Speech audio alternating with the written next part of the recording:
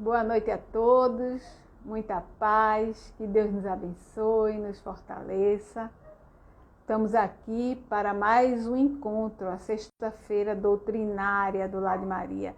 Esses encontros acontecem toda sexta-feira às 19 horas. O Lar de Maria traz um convidado para conversar sobre um tema. Então, hoje nós vamos conversar com o nosso irmão Taua Gomes, daqui a pouco ele chega, e ele vai falar sobre ser rico ou ser pobre. Quais os desafios no esclarecimento espírita? Vamos aguardar. Boa noite, quem está entrando, sejam bem-vindos. Sejam bem-vindos. Hoje nós vamos conversar com o nosso irmão Taua, excelente conversador, vamos dizer assim, palestrante espírita. Boa noite, Geraldo, seja bem-vindo. Estamos aqui. Hoje Bruno está viajando e eu estou servindo de anfitriã. Sejam todos bem-vindos. Boa noite. Taua está chegando, vamos convidar o nosso irmão Taua para não perder tempo, E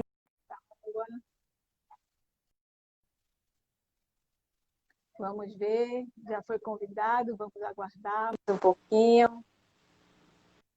Boa noite! Boa noite! Que Deus... Você está de fone no ouvido? Estou de fone no ouvido, tô. Certo, agora ficou melhor o som. Pronto. A luminosidade que não está boa, mas vai assim mesmo. O que não está bom? A luminosidade está um pouco escura, né, a minha imagem, mas tudo bem. Tá ótimo, perfeito. Fernando Borba, cadê Belzinha? Sejam bem-vindos. Eu estava falando ainda há pouco que o nosso irmão Bruno Montarroios, que coordena esse trabalho, ele teve que viajar e o local onde ele está, a internet não é boa. Então, estamos aqui para ajudar. Vamos lá. Hoje o nosso irmão Taua Gomes, ele vai conversar conosco sobre ser rico ou ser pobre. Quais os desafios no esclarecimento espírita? Quer começar? Vamos começar. Vamos embora, porque o Instagram, quando dá a hora, ele encerra. E tem muita coisa para você contar para a gente, não é? Ok, então vamos lá. A palavra está com você. Você vai fazer uma prece de início? Vamos, eita! Pois é isso aí. Vamos embora. Antes de fazer a prece e tal, eu gostaria que os irmãos me permitissem a leitura de uma mensagem da campanha do Quilo, uma mensagem antiga, chega a estar amarelinha, mas que eu gosto muito e gostaria de compartilhar com todos. Pois não, fica à vontade. O título não tem quem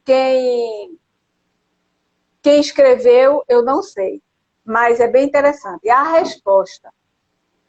O homem desesperado alcançou um dia a presença do Cristo e clamou: Senhor, o que fazer para sair do labirinto da terra?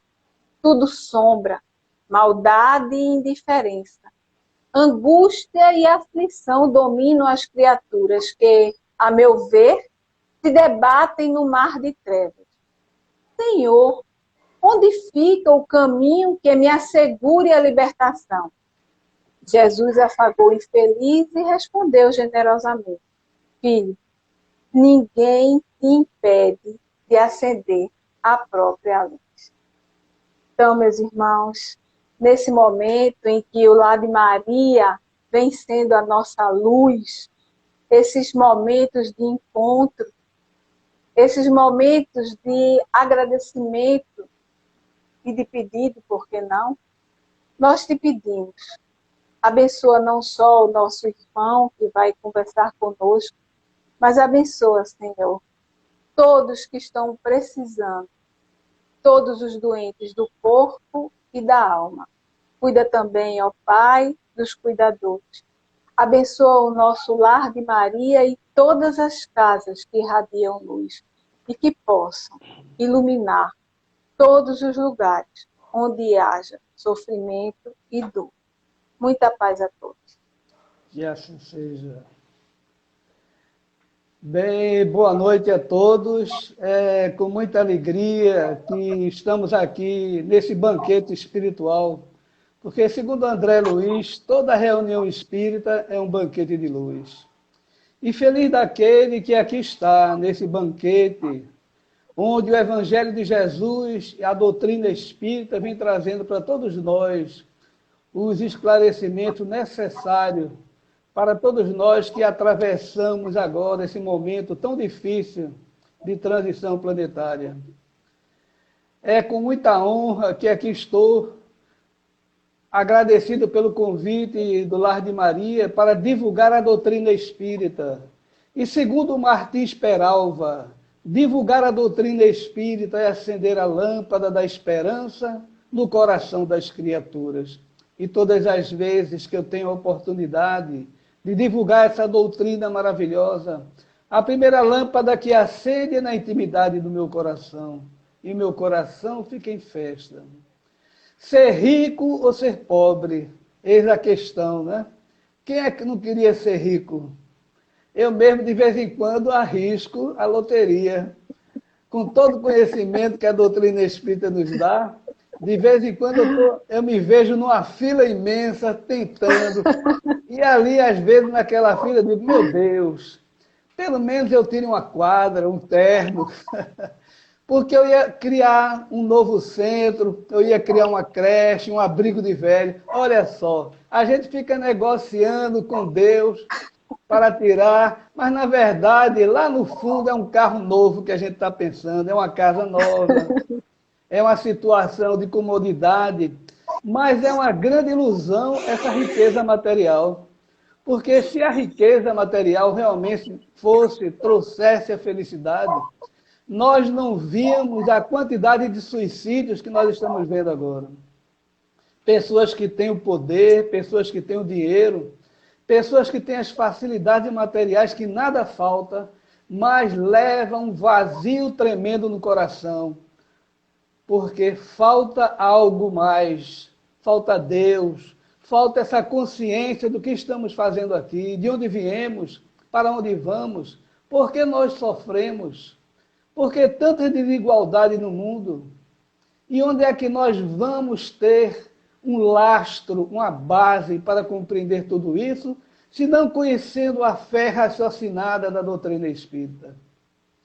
Porque a fé cega, ela nos leva a um tropeço no primeiro momento que nós perdemos algo material, perdemos um ente querido, nossa fé que não está raciocinada, aquela fé cega, nos leva a desabar muitas vezes, a causar o suicídio, como nós vemos agora. Quantos empresários, diante dessa situação toda, perdendo toda a sua possibilidade material e desaguam realmente numa porta falsa do suicídio por conta da falta de fé. Eu mesmo conheci um empresário aqui em Recife, que ele começou a ver, ia tomar o café dele, viu uma pessoa estranha na mesa. Ele perguntava, quem é essa pessoa? E todo mundo disse, pai, não tem ninguém aí, só estamos nós aqui. Só estamos nós, nossa família. Vocês não estão vendo esse homem? Ele passou a ver um espírito que, dentro da sua visão mediúnica, começou a perceber essa entidade. E ali foi agravando a situação, ele empresário daqui de Recife, até que ele foi... os familiares levaram ele para um psicólogo, para um psiquiatra, e ali naquele tratamento dizia, olha, isso é da sua cabeça, procure tirar essa cabeça, faça. E ele disse, bem, se os psicólogos não acreditam, minha família não acredita, eu estou ficando louco. O remédio, eu fico dopado em casa o dia todo. Então ele resolveu, se trancou na sua empresa, fez uma carta dizendo que, como todos não estavam entendendo a situação dele, ele não tinha mais sentido viver, porque não estava mais conseguindo aquela perseguição terrível daquele homem que acompanhava ele, e ele deu cabo à sua vida. Isso é um fato real acontecido aqui em Recife. E eu fiquei pensando, se este homem tivesse hoje, por exemplo, aquele site do Lar de Maria, que todos nós temos acesso hoje, virtualmente, você pode fazer uma consulta espiritual, você pode fazer um tratamento, como a vida desse empresário teria mudado, com certeza, e de tantas outras pessoas. Porque a doutrina espírita vem trazer soluções para que nós enfrentemos esses desafios que são, tanto a riqueza é um desafio, quanto a pobreza é um desafio também. Então é necessário, conhecereis a verdade vos libertará. Nós vemos hoje os cientistas, os neurocientistas, debruçados nas experiências, dizendo que todas as nossas doenças é o resultado do nosso pensamento, da nossa maneira de pensar, da pouca fé, do medo dessa pandemia que todos nós estamos passando. Então a gente vai vendo que a doutrina espírita diz o que é prioritário na nossa vida, quais são os verdadeiros tesouros da nossa vida. A gente passa a compreender que os tesouros da nossa vida são aqueles que nós poderemos levar por toda a eternidade. Porque se a ciência hoje mostra, através de estudos de cientistas altamente jovens e estão na ponta de lança da ciência, como muitos que nós temos aí dizendo sobre a questão da sobrevivência do espírito, ou seja, da imortalidade do ser. Isso não é uma questão não é uma questão religiosa, mas sim uma questão biológica. Todos nós continuaremos vivos, porque isso é biologia, ninguém morre. O corpo, ele volta à Terra para que aquelas energias se transformem em outras energias. As plantas absorvam, os minerais, os animais, e ali há uma degradação daquela energia para outro ser vivo, mas o ser imortal que detinha aquele corpo, aquela roupa, continua vivo, não deixa de viver um segundo sequer. A maior ilusão daqueles que tiram a sua vida é continuar vivo, o coração batendo, respirando, vê o seu corpo, assiste o velório muitas vezes, ali no caixão vê o seu rosto e não acredita, porque está vivo ali diante da realidade do ser espiritual que somos. E depois, quando termina o velório, ele entra no carro da família e volta para casa, senta na sua poltrona maravilhosa e começa ali um grande pesadelo. Porque é o que acontece com a pessoa que desencarna logo. A primeira situação que vai acontecer com aquele que desencarna, que morre, é perder a consciência do tempo, porque o tempo está atrelado aos mundos materiais. A hora, o tempo que nós vivemos, são mundos materiais. No mundo espiritual, nós estamos na eternidade, que é o estado natural do ser humano. Não precisa mais essa questão de hora, de tempo, porque é a eternidade. Então, se nós sofremos na erraticidade, que a erraticidade é o intermédio entre uma encarnação e outra, o espírito que desencarna fica no mundo espiritual e necessita de novas encarnações ainda para o seu progresso espiritual. Ele é conhecido, através da doutrina espírita, como aquele que está na erraticidade, ou seja, uma alma necessitando voltar aqui para experiências físicas. Como assim todos nós fazemos, há bilhões de anos todos nós estamos. Então nós vemos que os verdadeiros tesouros são aqueles que a gente leva depois que a gente deixa o corpo, porque nem o nosso corpo nos pertence. Nós somos fiéis depositários de tudo que recebemos.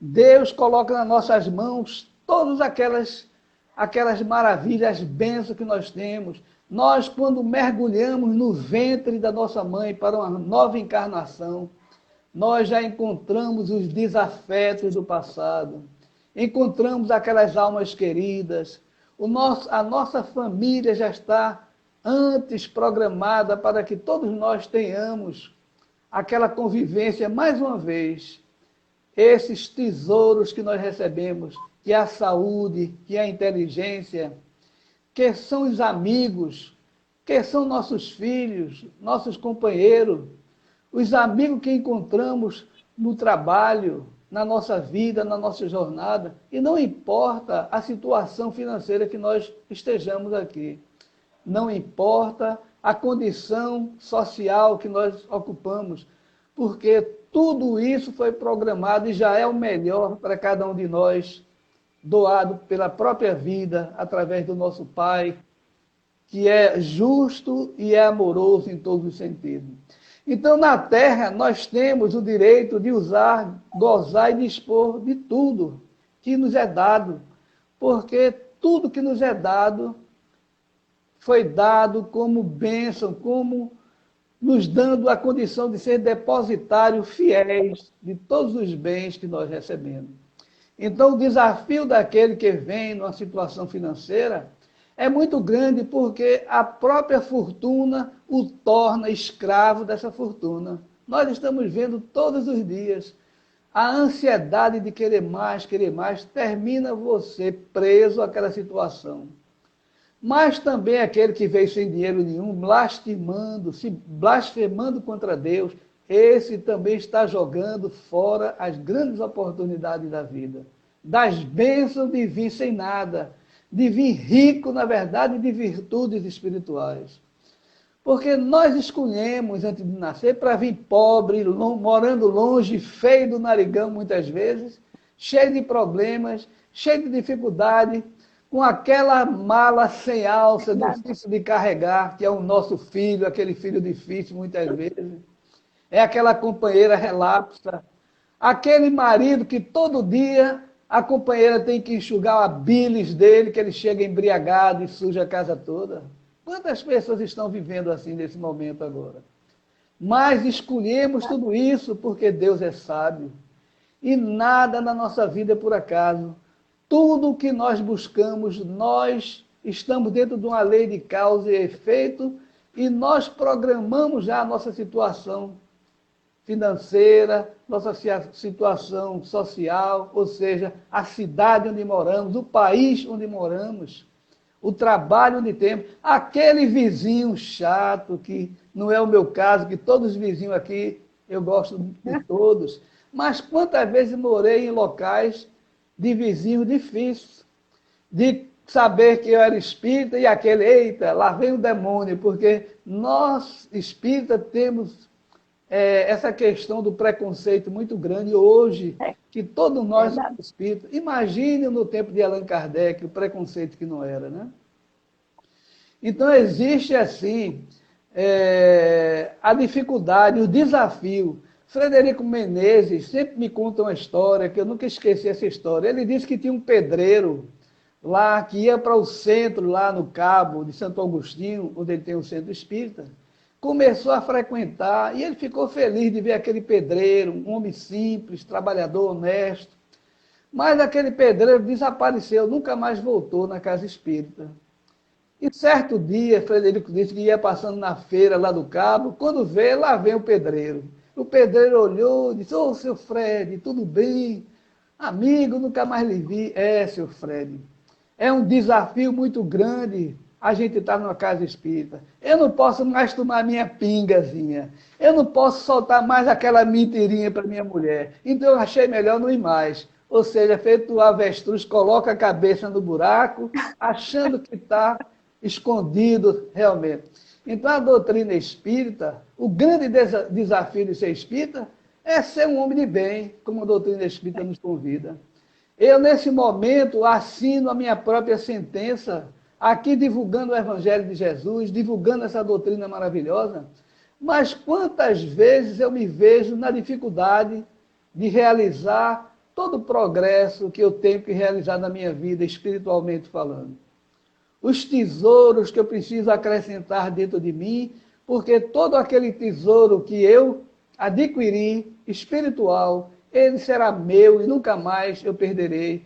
Vai fazer parte do meu espírito, onde eu for. Por isso, os verdadeiros tesouros são aqueles que a traça não corrói, o ferrugem também não destrói, o ladrão não rouba. O verdadeiro tesouro são aqueles que nós já viemos com ele. Quando nós nascemos, até o corpo nós recebemos, porque nós viemos de espírito e tomamos um corpo. E devemos voltar novamente sem nada, porque nem o corpo nós podemos levar. Então, a doutrina espírita, o grande desafio é esse, é o conhecimento que vai fazendo a gente mudar. A gente passa os nossos olhos quando olhar as coisas, em vez de ver só as coisas materiais, o dinheiro, o lucro, a gente passe a olhar as consequências do nosso olhar. Aquela questão da inveja. Queremos ser dono até da natureza. A semana retrasada, eu estive ali naquela praia de Catuama, aqui próximo, fui visitar um amigo, e observei que as mansões que estão na beira-mar, todas elas juntaram um muro no outro. Então, quem passa pela rua de trás não tem acesso à praia. Tem aqueles corredorzinhos, se uma pessoa for muito gorda, nem vai para a praia. Só quem vai para a praia lá é magro, porque gente gorda não passa naquele canalzinho estreito entre o muro de uma mansão e outra. Vejam só, as pessoas tomam conta da praia. Nós conhecemos fatos de pessoas famosas aqui, da mídia realmente, que na frente da praia onde mora, botou cordas para não passar ninguém. Então, não vamos criticar essa pessoa, mas é um fato que todo mundo conhecemos. Todo mundo conhece. Há até uma fonte que jorra de água, por exemplo, uma água mineral, as pessoas querem vender aquela água, botam um muro, compram o terreno e ali passa a ser dono para engarrafar aquela água e viver da natureza, do que sai da natureza, que sai para todo mundo, de forma gratuita, deveria ser também. Então, a doutrina espírita, o desafio é esse. O desafio da mediunidade de cura, quantas pessoas curam as pessoas? E espíritas, católicos, protestantes, porque isso independe da religião. O dom da cura é um dom que Deus nos oferece, é um tesouro que Deus nos oferece, provisoriamente, porque nós vamos ter que responder por aquilo que recebemos de graça. Dai de graça o que receber de graça. E nós vemos na mídia aí várias situações de médios, que espíritas ou não, nós vemos vários médios que trabalham na cura, que receberam esse tesouro que é a mediunidade de cura e jogam fora, porque não alcançaram o entendimento ainda que a doutrina espírita nos oferece. Porque, na verdade, ninguém é mau. Não existe o mal é a ausência do bem. Nós estamos apenas no momento, nos afastamos do mal, mas teremos que voltar, porque a nossa natureza é do bem, e nós nascemos para ser pessoas boas, pessoas éticas, pessoas justas, pessoas responsáveis por tudo que nós viemos fazer aqui na Terra. Então, o ar que respiramos, a praia, o sol, a água que jorra, tudo isso é da natureza. Deus nos oferece de graça para o doente, para o sadio, para o pobre, para o rico. Nós temos o barulho do mar, por exemplo, que acalma nossas almas. Tudo Deus oferece. A brisa que nos envolve, o ar, o oxigênio que nós respiramos, tudo vem de graça de Deus. Só o homem que, tripudiando com as coisas de Deus, acha que os verdadeiros tesouros, acha que com dinheiro tem condição de comprar tudo na terra, acha que a riqueza e o poder é a única forma de ser feliz. Por isso, o grande egoísmo na terra campeia e nós vemos as guerras, os sofrimentos, que é o resultado dessa falta de compreensão de cada um de nós a respeito dos verdadeiros tesouros da nossa vida. Para que tesouro maior do que um animalzinho correr em sua direção e balançar o rabinho para você? E nós vemos pessoas chutar os animais. Nós vemos pessoas comer animais. Por exemplo, nós vemos na China, o cachorro, ele é usado para alimentação ali. Aquele animalzinho que nós vemos, a inteligência, o carinho que tem por cada um de nós. Mas quando nós morremos, nosso cachorro é doado para outra pessoa. porque a gente não leva o nosso cachorro. E o cachorro vai se acostumar com o novo dono. A comida, nós escutamos isso num áudio essa semana, achei interessante, dizendo que até a comida não dá tempo de a gente guardar na geladeira, vai apodrecer. A prestação do nosso carro novo, que nós compramos para a gente estar numa posição boa, a gente não vai poder pagar. Os viúvos, as viúvas vão se casar de novo, vão dar as mãos a outras pessoas. Agora imagine aquele que não tem a compreensão que depois que ele desencarna, continua vivo, e muitas vezes sem saber que morreu. A grande maioria desencarna e não sabe que desencarnou. Porque morrer é fácil, é o coração parar. Mas desencarnar é você ter a consciência e se desvincular das coisas materiais. Como é que nós vamos nos desvincular das coisas materiais se nós amamos muito mais o tesouro, o ouro, o carro, a casa, a mulher, os filhos, do que a própria vida que Deus nos dá, com as dificuldades, com as limitações que temos? Portanto, aquele que sofre um infarto fulminante, cai ali no chão, levanta, respirando, aquela dor ele já não sente tão forte, porque a dor foi no corpo, não no perispírito, no corpo espiritual. E ele passa a ver aquilo ali, vai para o velório, vê o corpo ali, não sabe que é o dele, porque ele acha que aquilo é um pesadelo, não acreditou que morreu. Depois volta para casa, vai tentar ligar a televisão, vai ver a sua viúva bonita, perdeu a noção do tempo. Daqui a pouco tempo ele vai ver a sua mulher com outro, vivendo, formando uma nova família, de mão dadas com outro, indo para cinema, para as festas, os seus filhos no braço de outros pais, de outras mães. Qual é o homem que vai suportar isso? Aquele que não tem a consciência da vida espiritual. Então, esses são os grandes desafios da humanidade. Saber por que sofre, de onde vem, para onde vai. E a ciência vem nos ajudando a compreender tudo isso. A doutrina espírita nos coloca diante dos verdadeiros tesouros, que a ferrugem não acaba, como nós já falamos, e não corrói. Nada nos pertence, nem nosso próprio corpo. Tudo o que possuímos é um empréstimo de Deus e nós devemos caminhar para ter essa consciência de tudo isso. Então, nós vamos vendo que os cientistas hoje, o doutor Robert Lanza, por exemplo, um jovem cientista, ele fala do tema dele, que é o biocentrismo. Nas suas pesquisas altamente modernas, ele diz que a inteligência do ser, ela continua viva fora do corpo físico. Ele prova isso, que o homem, depois que morre, a inteligência continua viva. Ele não fala a alma, como nós falamos, o espírito, mas diz a inteligência continua. E o doutor Robert Lanza diz mais na frente que essa inteligência pode voltar e tomar um novo corpo. Ou seja, a reencarnação. A reencarnação muita gente não acredita. Infelizmente, eu tenho uma cunhada mesmo, gosto muito da minha cunhada. É uma mulher realmente muito mais espírita do que eu sou, muito mais assim, segura nas convicções de Deus. E ela diz, mas tal, eu acredito em tudo. Só não acredito nesse negócio de reencarnação.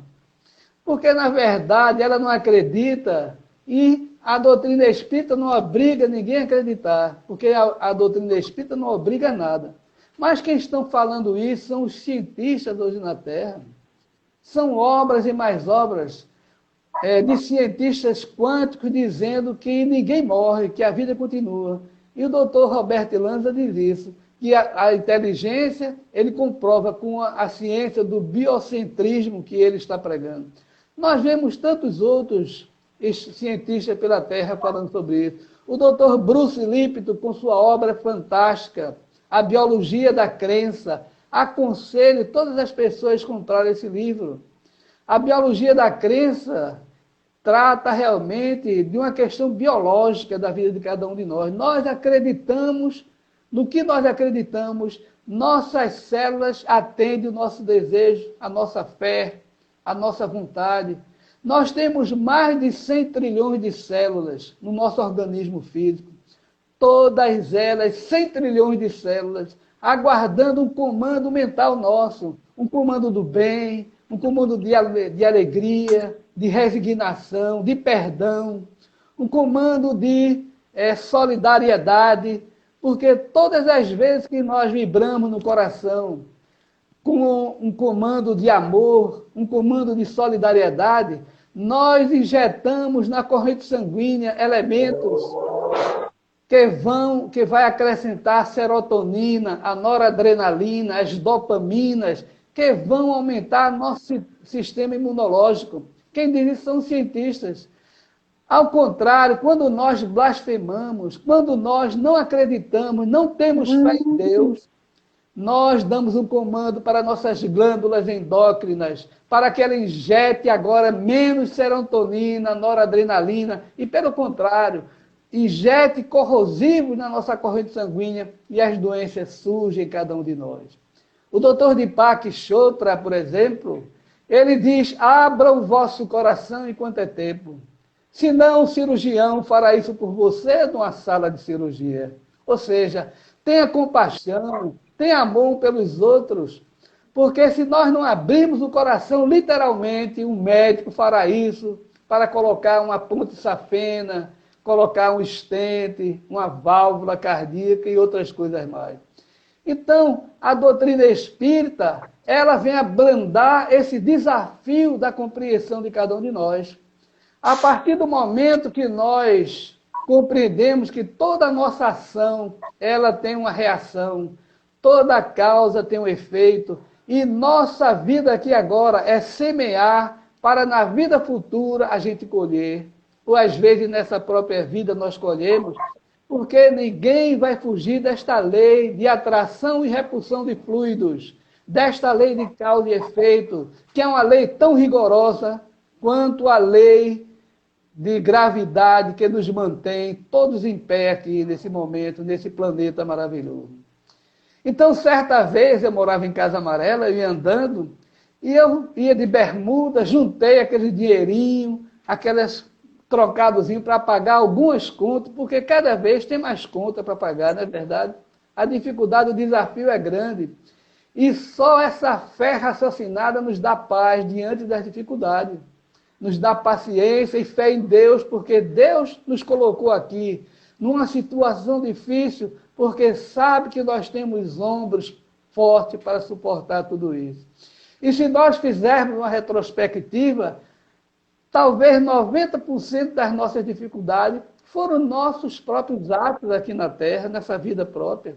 E quando nós somos justos e éticos e morais em tudo que fazemos, e assim mesmo, coisas acontecem com a gente, a compreensão da doutrina espírita nos ensina para que a gente tenha calma, porque algo nós fizemos no passado, e dentro dessa lei, nós estamos agora pagando, porque senão Deus não era Deus, Deus não seria justo. Eu tenho uma vida só, e meu filho, por exemplo, eu tenho uma vida só, eu sou filho de 9 irmãos, meu irmão mais velho veio com síndrome de Down.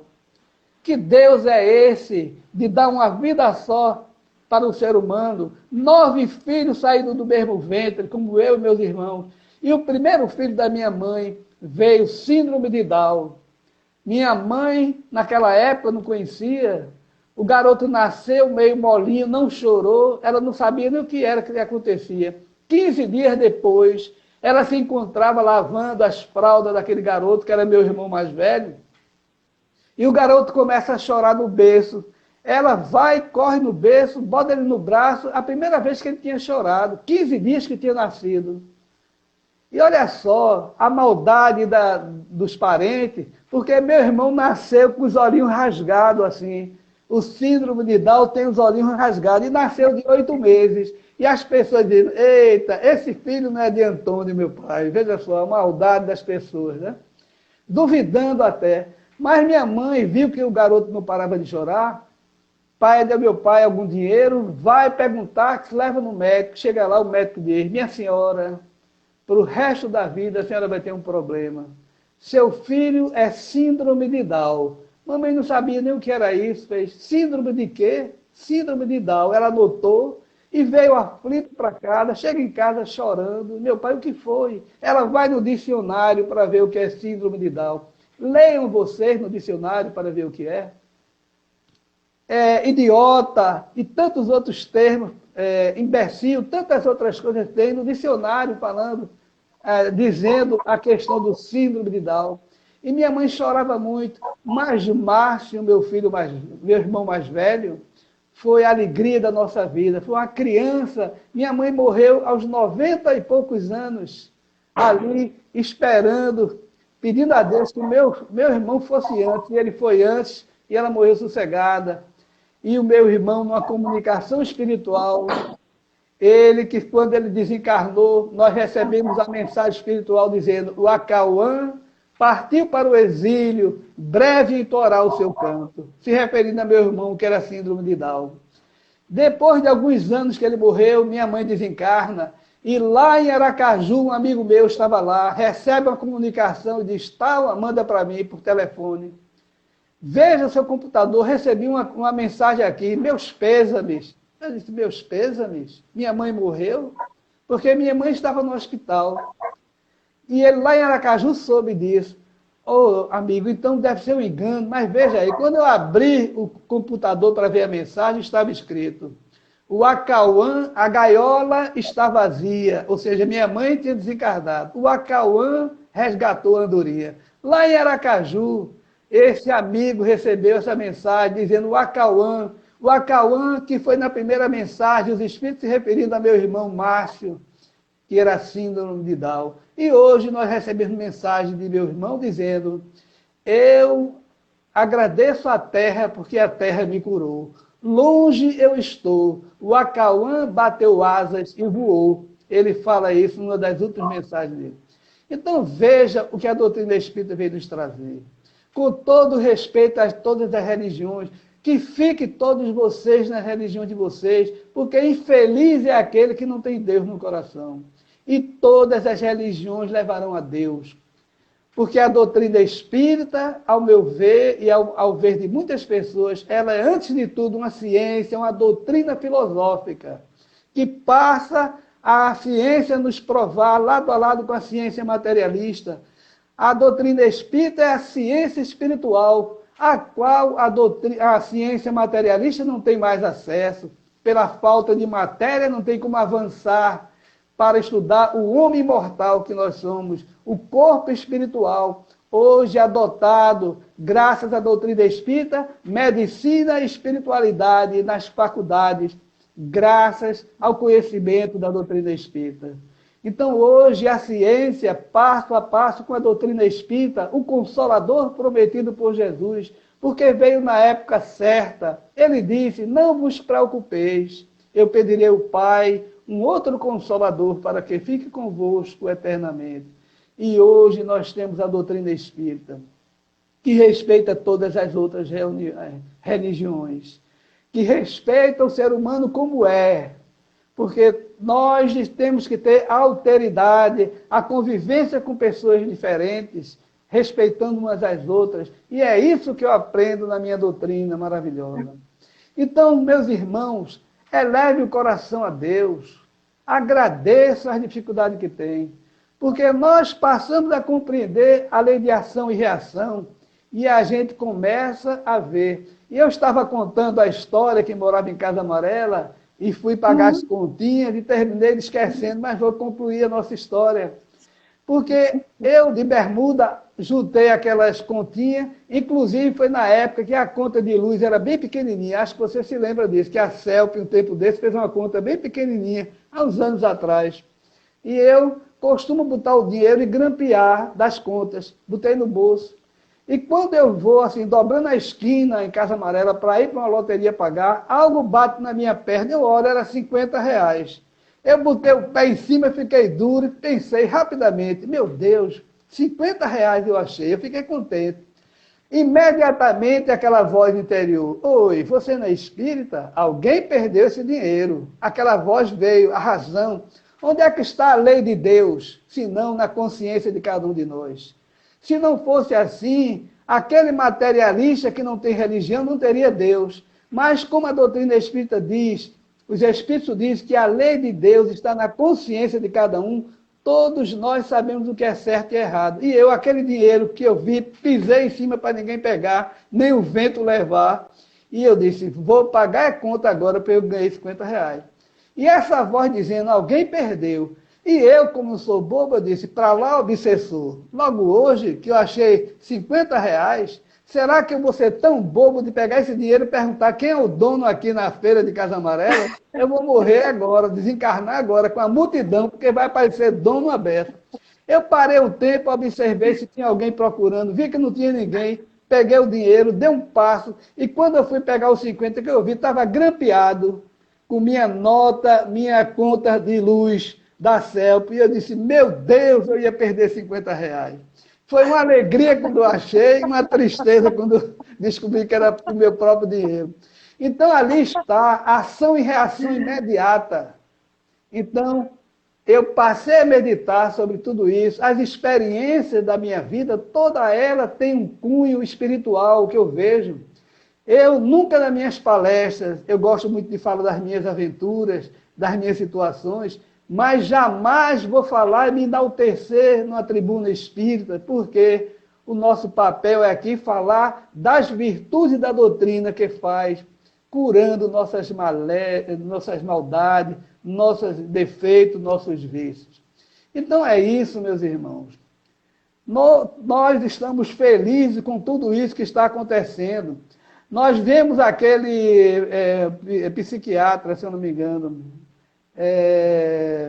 falando sobre a questão da riqueza, que a gente tem que adquirir tudo que não seja valores materiais. A gente deve assistir os valores que a gente leva, não os valores que vão se acabar. Acho que é não sei o que Cury, estou esquecendo o nome dele. Como é, Thaís? O nome me faltou. Cury. O nome do psiquiatra. Como é o nome?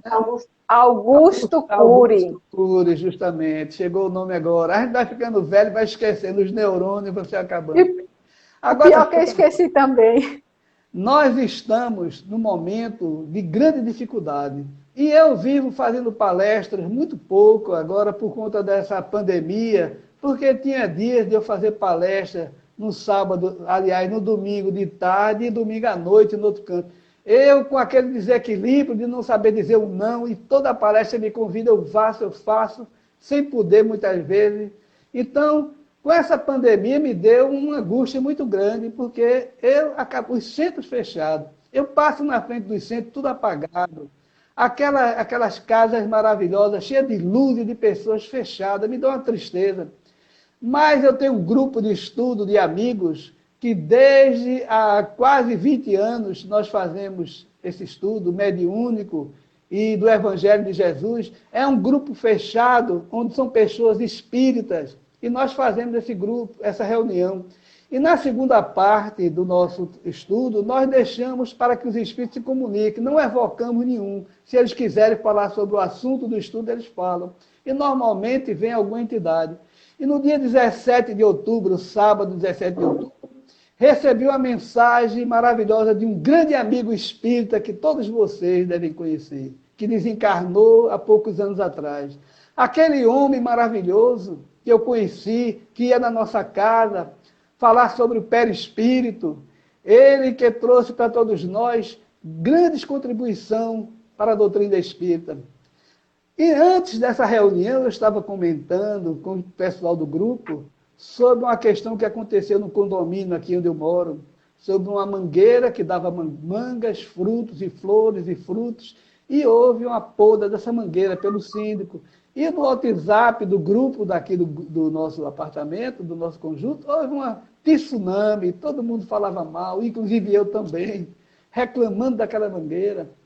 E no sábado eu estava comentando sobre isso e fizemos da nossa reunião, o estudo. No final, a comunicação veio esse amigo desencarnado espírita, que acredito que muita gente conhece, Hernani Menezes.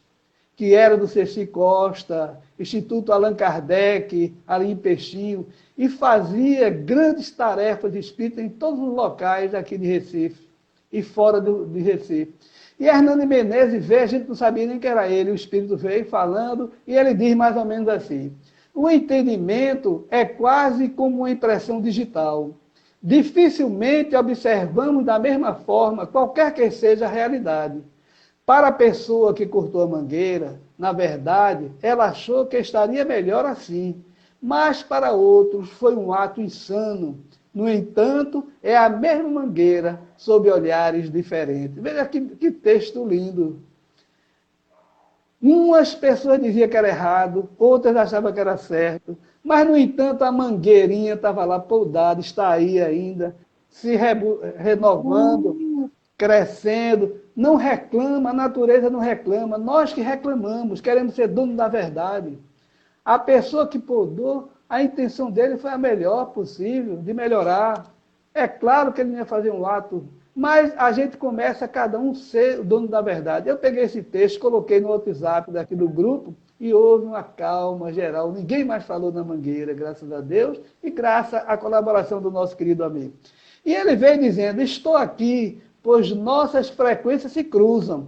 Aprendemos que as nossas frequências vibracionais atraem semelhantes. Nós atraímos Hernani Menezes naquela reunião de estudo. E ele disse: estou aqui porque nossas frequências se cruzaram. Espero poder trazer contribuição, e trouxe grande contribuição para a gente. E ele disse: na verdade, não saímos daqui, apenas frequentamos outras paragens. Nossa experiência aqui é apenas uma continuação do que fizemos aí. Não somos tão diferentes de vocês. Estou em plena terra, muito mais do que imaginam. Veja só. Hernani Menezes, amigo nosso, um homem profano igual a nós, viveu junto conosco, desencarnou, hoje está no mundo espiritual, dizendo que continua a vida, que está aqui presente, participando da nossa vida. E ele escutava minhas lamentações por conta das casas espíritas. E veja o que Hernani falou sobre ele.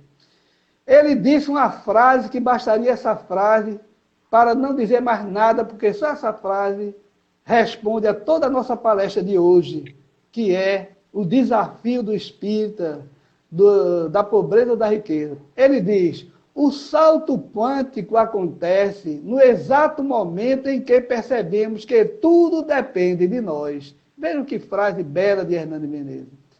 O salto quântico acontece em nós quando nós compreendemos que o dinheiro é um bem que nós devemos utilizar para ajudar as pessoas, mas que não devemos deixar ele nos usar. Quando nós compreendemos que tudo depende de nós, a pobreza é uma bênção que nos faz compreender e ser humildes e ter simplicidade em tudo que nós fazemos. Então, Hernani vai falando mais na frente, ele disse: nesse momento em que os centros estão sem atividades, nada está vazio, as pessoas estão interagindo mais do que antes. E uma prova disso, nós estamos vendo as pessoas participarem da nossa live. Quantas pessoas estão no seu lar agora, fazendo o contato, recebendo essa energia dentro do próprio lar? E isso ajuda, às vezes, o centro espírita, porque quantos de nós vamos no centro espírita e lá, às vezes, estamos fofocando com os outros, estamos com pensamento negativo, atrapalhando o trabalho dos espíritos. E agora as casas espíritas estão fechadas, mas os espíritos levam o ectoplasma de cada um de nós para fazer grandes trabalhos lá dentro do centro, com equipamentos altamente modernos que nós não conhecemos. Então é isso que Hernani veio dizer. Aí Hernani deu o recado para mim, finalizando praticamente o nosso trabalho. Você só precisa falar para si próprio, porque eu estava reclamando das palestras que não fazia mais. E veja o que Hernani me deu, um puxão de orelha que ele me deu. Você só precisa falar para si próprio. E a ficha caiu, porque quantas vezes eu vim falar para as pessoas e saio, não consigo interiorizar muito aquilo que a doutrina espírita nos ensina. E Hernani disse: queridos, o que somos e fazemos com a autenticidade é sempre a nossa melhor palestra. Encerrando, dizendo que voltaria quando Deus permitisse, mais uma vez. Então veja, Hernani Menezes está vivo, mais vivo do que nós. Nós que vimos ele no André Luiz, com aquela bolsinha no intestino, colocado para fora, a cirurgia que ele fez. E eu via a situação de Hernani, aquele homem fragilizado diante daquela dor que passava. E hoje, Hernani verdadeiro, nós vemos, livre daquele corpo que não precisa mais, mas vivo na erraticidade, se preparando para uma nova jornada aqui na Terra, dessa vez mais bem preparado do que já era. Então é isso, meus irmãos. A doutrina espírita vem trazendo para todos nós esses ensinamentos que nós devemos interiorizar, colocar dentro de nós. Portanto, fiquem em vossos lares de cabeça erguida, porque a felicidade virá. A paz brotará em nossos corações, mesmo em meio ao caos, porque é do pântano que floresce o lótus. Muito obrigado a todos vocês. Eu vou passar para a nossa querida amiga Beth, para que ela possa, Deus avisos agora necessário, e no finalzinho eu volto para fazer a prece final, conforme combinamos. Muito obrigado pela atenção de todos vocês. Receba meu abraço sincero na casa de cada um de vocês. Obrigado, Beth. Fico no aguardo aqui, tá certo? Certo. Fica aí, não saia daí não, por favor. Nós é que agradecemos o seu carinho, a sua atenção, disponibilidade. Nós do Lar de Maria estamos muito gratos pela sua colaboração. E agradecer também aos internautas, né, aos amigos que estão aqui conosco, participando, escutando, aprendendo. Verdade. O nosso irmão Tawa, né, grande trabalhador da doutrina espírita e grande pintor. Hoje eu estava vendo a pintura dele, grande pintor, hein, gente? Ele me mostrou um trabalho maravilhoso. Então, Tawa, do que você disse,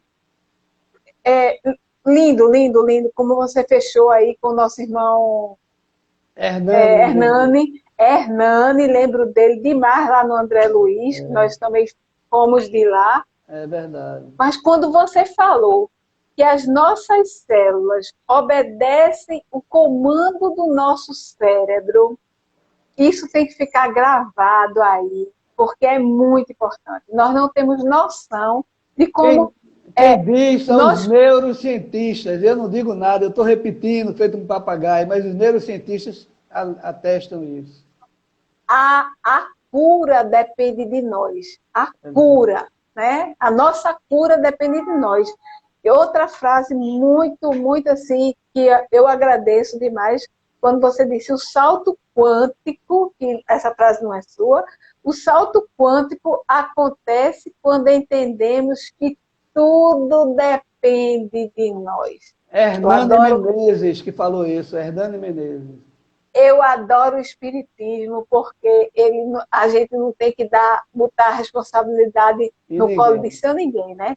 É nós mesmos que temos que assumir a nossa responsabilidade da nossa vida. Então, outra parte, quando você falou do distanciamento, hoje existe um distanciamento físico, porque social eu acho que estamos cada vez mais perto.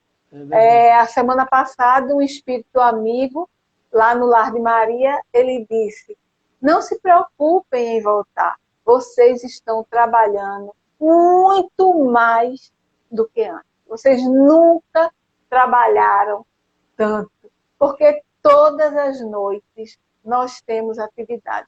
O Lar de Maria, ele tem o Evangelho todas as noites, os trabalhos de cura do Lar de Maria continuam acontecendo, as pessoas podem se inscrever ou no site, como você falou, ou podem se inscrever através do WhatsApp, esse número que está aí nos comentários, está fixado nos comentários. É só entrar em contato, dar o nome, idade, endereço e o problema, que o tratamento à distância está acontecendo nas terças, e nos domingos, das 18 às 18h30. Certo. Então, para quem não conhece o Lar de Maria, nós ficamos lá no chão da Mangabeira, no alto, dentro de um sítio. Nós temos uma mata atlântica maravilhosa, um jardim, o jardim de Allan Kardec, é coisa linda. Vocês podem ver no site, né? NE de Núcleo Espírita, lardemaria.com.br. Então, Lar de Maria, chão da Mangabeira, desculpem. O que é que nós temos de serviço lá no Lar de Maria? Nós temos campanha do quilo, nós temos uma colmeia fraterna. Quanto tempo, Thaís? Deixa eu perguntar à minha assessora aqui. Faltam Thaís, 4 minutos. 4 minutos. Ok, então eu vou dizer que nós temos campanha do quilo, nós temos evangelização infantil, nós temos a livraria, nós temos vários trabalhos, nós estamos trabalhando remoto, né? Mas nesse final de ano, gente, nós estamos montando alguns kits. Kit higiene, que é formado sabonete, escova de dente e pasta de dente, nós estamos recebendo. Kit escolar, caderno, caneta, lápis e borracha, que nós vamos doar.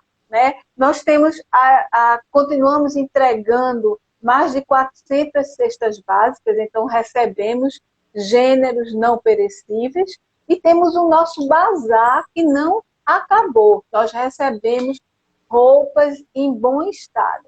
Então, meus irmãos, na próxima sexta, nesse mesmo horário, quem vai estar conversando sobre a saudade dos que partiram e o consolo espírita vai ser o nosso irmão Uriel Santos, de Minas Gerais. E no sábado, dia 7, né, nós temos o programa Live Lar de Maria pelo YouTube, nos canais do Lar de Maria e na TV 7.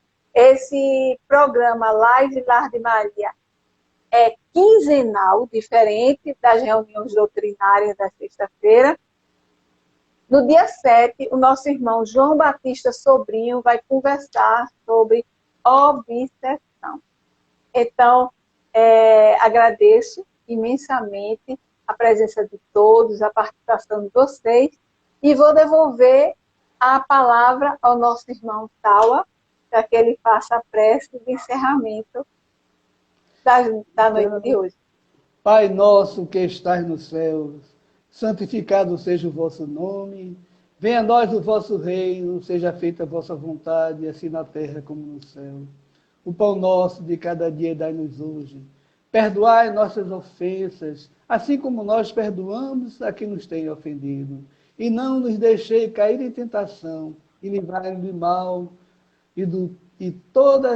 que todos nós possamos agora, Jesus, receber as bênçãos de Nossa Senhora Maria Santíssima, que caia sobre todos nós. Abençoa cada um que está aqui, Jesus, nesse momento, encarnado e desencarnado. E em teu nome, em nome de Deus, peçamos que possamos encerrar nosso trabalho de hoje na paz e na alegria no coração, e que assim seja, Senhor. Que Deus nos abençoe, meus irmãos. Que assim seja. Então, meus irmãos, muita paz a todos. Agradecemos a participação, principalmente do nosso irmão Tawa. Vamos convidá-lo mais vezes, para você não ficar triste e ficar sozinho, ok? Nós vamos estar aqui de coração aberto para receber. Muito obrigado. Muita paz a todos. Tchau. Porque os Espíritos do Senhor, que são as virtudes dos céus, como um grande exército que se movimenta desde que dele recebeu o comando, espalham-se sobre toda a superfície da terra. Semelhante a estrelas cadentes, vêm iluminar os caminhos e abrir os olhos aos cegos. Em verdade vos digo, são chegados os tempos em que todas as coisas deverão ser restituídas em seu sentido verdadeiro, para dissipar as trevas, confundir os orgulhosos e glorificar os justos. As grandes vozes do céu ressoam como o som de trombetas, e nesse instante um coro de anjos aqui nos convidam. Irmãos, que vossas mãos peguem a lira, que vossas vozes se unam, e num coro divino derrame vibrações de amor por todos os pontos do universo. Irmãos que amamos, estamos junto de vós, amai-vos também uns aos outros, e dizei do fundo do vosso coração, Senhor, Senhor, e entrarei no reino do céu. Muita paz, que Jesus nos abençoe, hoje e sempre. Gratidão. Fique com Deus. Um abraço a todos. Tchau, tchau.